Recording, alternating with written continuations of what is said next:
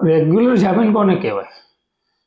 તો રેગ્યુલર જામીન એને કહેવાય કે કોઈ પણ પોલીસ દ્વારા કોઈ આરોપીની જ્યારે ધરપકડ કરવામાં આવી હોય ત્યારે આરોપી દ્વારા જામીન અરજી કોર્ટમાં મૂકવામાં આવે છે અને કોર્ટને જો યોગ્ય લાગે તો સેશન્સ કોર્ટ કે મેટ્રોપોલિટન કોર્ટ કે જ્યુડિશિયલ મેજિસ્ટ્રેટ કોર્ટ આવા આરોપીને જામીન પર મુક્ત કરી શકે છે.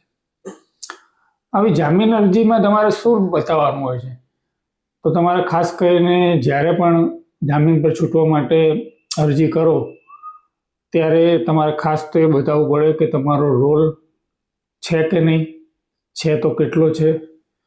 બીજું કે તમારે એ બતાવવું પડે કે અમે કુટુંબ કબીલાવાળા છીએ, ક્યાંય નાસી ભાગી જઈએ તેવા નથી. પછી નામદાર કોર્ટને તમારે એ પણ કહેવું પડે કે અમે નામદાર કોર્ટ જે પણ શરતો જામીન પર છોડવામાં આવે અને નામદાર કોર્ટ જે પણ શરતો કહેશે એ તમામ શરતોનું અમે પાલન કરીશું. આ પ્રમાણે એને નામદાર કોર્ટ પછી જામીન અરજીની સુનાવણી બાદ યોગ્ય હુકમ કરતી હોય છે.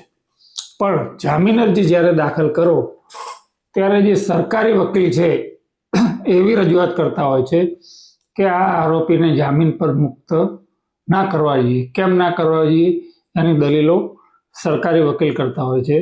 જ્યારે અરજદાર એટલે કે જે આરોપીએ જામીન અરજી મૂકી હોય એમને ખાનગી વકીલ રોક્યા હોય તો એમણે એ અરજીની સુનાવણી કરતા હોય છે.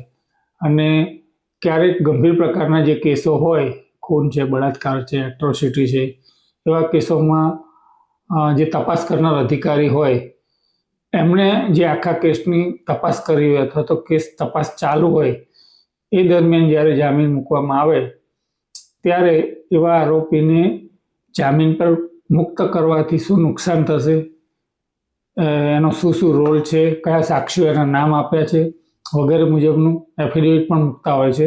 એટલે જ્યારે નામદાર કોર્ટ જામીન અરજીનો નિર્ણય કરે ત્યારે અરજદારની જામીન અરજી, સરકારી વકીલની દલીલો, અરજદારના વકીલની દલીલો, તપાસ કરનાર અધિકારીનું એફિડેવિટ, એ તમામ વસ્તુ ધ્યાને રહીને નામદાર કોર્ટ અરજી મંજૂર અથવા તો નામંજૂર કરે છે.